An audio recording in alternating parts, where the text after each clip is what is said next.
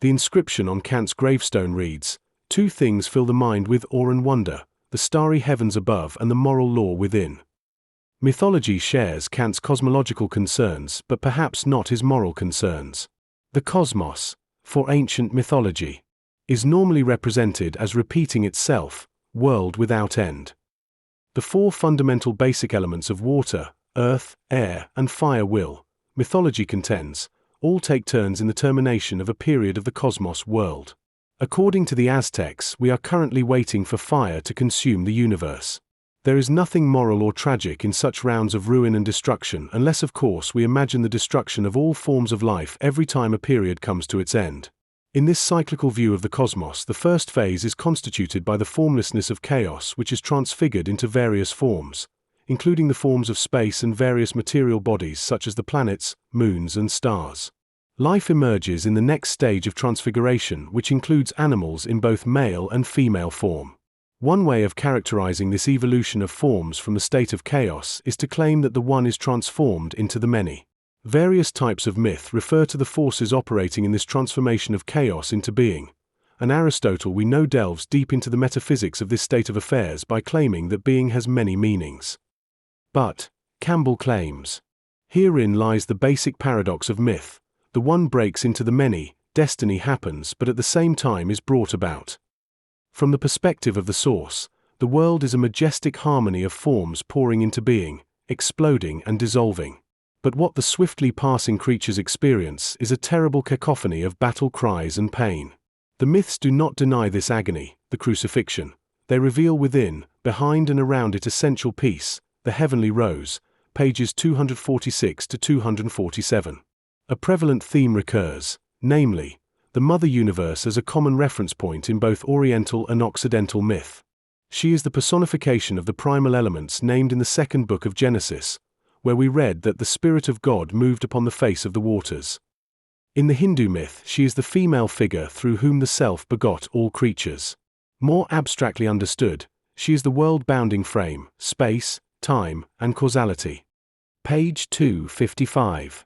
Mother Universe must obviously be conceptually a virgin, and this is symbolized in Christian religion by the Virgin Mary, Mother of God, who is the symbol of this female spiritual creator. Campbell, in a section entitled The Function of Myth, Cult, and Meditation, claims the following. In his life form, the individual is necessarily only a fraction and distortion of the total image of man. He is limited either as male or female. At any given period of HS life he is again elmited as a child, yut, mature adult, ancient. Furthermore, in HS life row he is necessarily specialized as craftsman, tradesman, servant, thief, priest, leader, wife, nun, or habit. He cannot be all.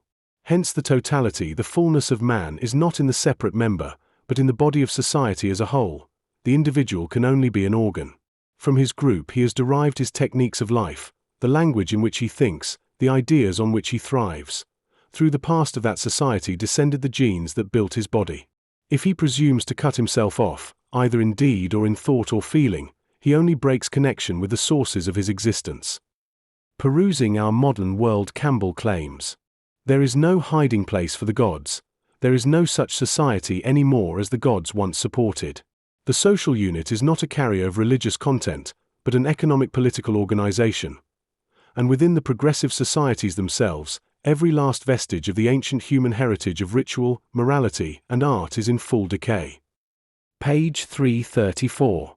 Campbell elaborates upon these points by claiming that the focus of life has shifted from the society to the individual. This shift, he argues, is not in accordance with the oracular proclamation to know thyself, if we are to avoid ruin and destruction, but rather involves a rejection of religious belief and myth as subjective falsehoods. What was once transcendental truth has now become, in the eyes of many moderns, palpable lie or illusion. Furthermore, the realm of the sacred has been divested of its meaning in favor of a worldview expressed in terms of a totality of facts. Aristotle, we know, objected to such a worldview by claiming that we do not want just to know what something is, but we also desire to know why it is as it is.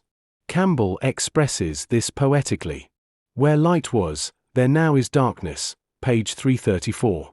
This in turn helps to define the quest of the hero, which is to bring light again to the lost Atlantis of the coordinated soul, page 334.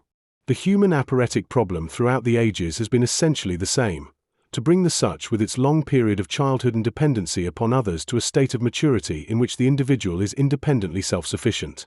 This is not a simple task given the conditions of contemporary life. They are what have rendered the ancient formulae ineffective, misleading, and even pernicious. The community today is the planet, not the bounded nation.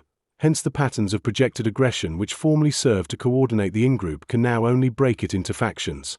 The national idea with the flag as totem is today an aggrandizer of the nursery ego, not the annihilator of an infantile situation. Its parody rituals of the parade ground serve the ends of hold fast, the tyrant dragon, not the god in whom self-interest is annihilated. These words were written in 1949 or before and contain much oracular content. One of the philosophical questions preoccupying the discipline of philosophy since Kant formulated it is, what can we hope for? And it certainly appears that we moderns have no convincing answer to that question unless it is a wish to return to a previous status quo that we appear to some to have outgrown. Kant's enlightened answer to this question lingers on in the philosophical waiting room, namely, a cosmopolitan kingdom of ends in which people treat each other maturely as ends in themselves in a globalized cosmopolitan world. This vision, it ought to be emphasized, lies, according to Kant, 100,000 years in the future. It would therefore be premature some 250 years after the proclamation of this vision to definitely determine whether we are progressing toward the end of this hidden plan for such, or alternatively, regressing backward to a darker fate. Given the fact that Campbell has in his works appealed to the ideas of Kant, it is not entirely clear that he subscribes to the Kantian proclamation of a hidden plan, but he does refer quite often to Freud, who called himself a Kantian psychologist.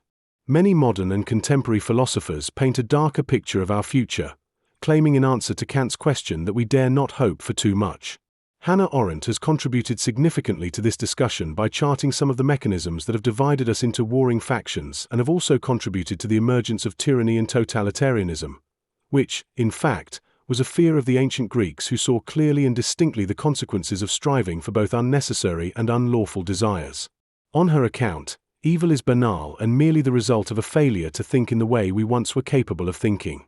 Her method was both historical and philosophical. Freud also contributed significantly to this discussion in his work Civilization and Its Discontents, published in 1929.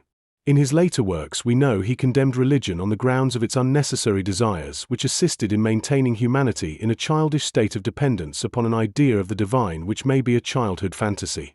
Following these authors, we have in earlier works designated our modern era as the age of discontentment, constituted as it is of an array of substitute satisfactions and distractions that have no holistic telos. Campbell paints a dark picture of our modern times.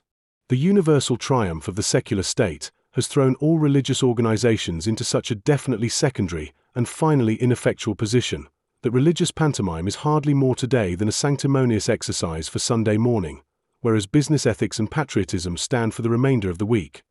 And this is not a work that consciousness itself can achieve.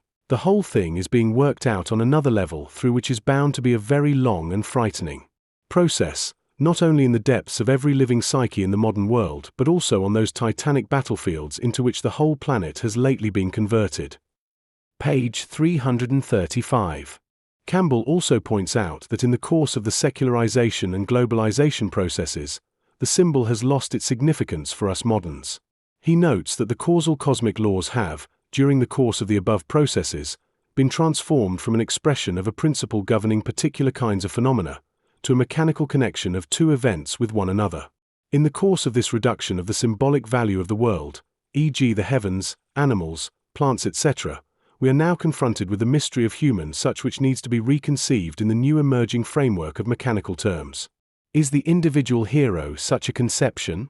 The individual as a child is essentially narcissistic and resistant to the actualization processes tempered by the reality principle. This self-actualization process is part of the maturational cycle which is attempting, in Campbell's words, to convert the I into a thou in accordance with the mythical proclamation, "Thou art that." It is this transcendental proclamation that suggests we many are part of the one. We have maintained that there is a difficulty in interpreting the term such in philosophical discourse, which perhaps resulted in not converting the I to a thou, but rather dissolving the I into a network of causal processes in which the I disappears into a bundle of perceptions, memories, thoughts, etc. The Greek mythological figure of Psyche, the goddess, and her relation to Eros, who both Socrates and Plato argued was not a god, is a narrative tale about human such. In this tale, Eros is always active and doing something while Psyche is preoccupied with just being a woman. In our mother society, Campbell argues that the institution of marriage has actually been transformed by the troubadour tradition of the 12th century. Love between two lovers whose eyes meet and whose hearts race becomes, in this tradition, a psychological issue rather than, as it was during these times, a family issue, where the family would decide whom one marries. Thus began one of the major transformations of the concept of human such, a transformation which moved away from the Aristotelian essence specifying characterization, namely, man is a social animal, and moved toward a focus on the individual egocentric I who becomes more important than the family and village, even to the extent of ignoring the marital status of those opposite sex partners one finds attractive. The French concept of amour characterizes this condition very well. Rousseau, working in the Romantic tradition, invents an ideal pupil to raise and educate in this romantic tradition.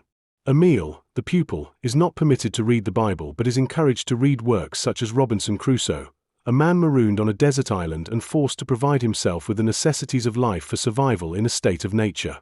Rousseau could be seen to be a figure resembling that of Diogenes, sensing as he does in the dark recesses of European society a discontentment which he both describes and explains brilliantly. Rousseau was a counter-Enlightenment figure who also claimed, "Man is born free but everywhere in chains," in the spirit of both Romanticism and naturalism. Yet we ought also to recall that Rousseau dismissed many Aristotelian ideas, and given the fact that Kant was elaborating upon hylomorphic ideas, he would have dismissed many of Kant's rationalistic premises. Kant's work, The Conjectural Beginnings of Human History, suggested in hylomorphic spirit that it is the business of reason to regulate the passions, especially when they tend to excess, and violate the Aristotelian principle of the golden mean. For Kant, the concept of the noble savage was a naive populistic idea glorifying the pre-civilizational condition of a state of nature which restricted the repertoire of needs and wants that civilized beings desire.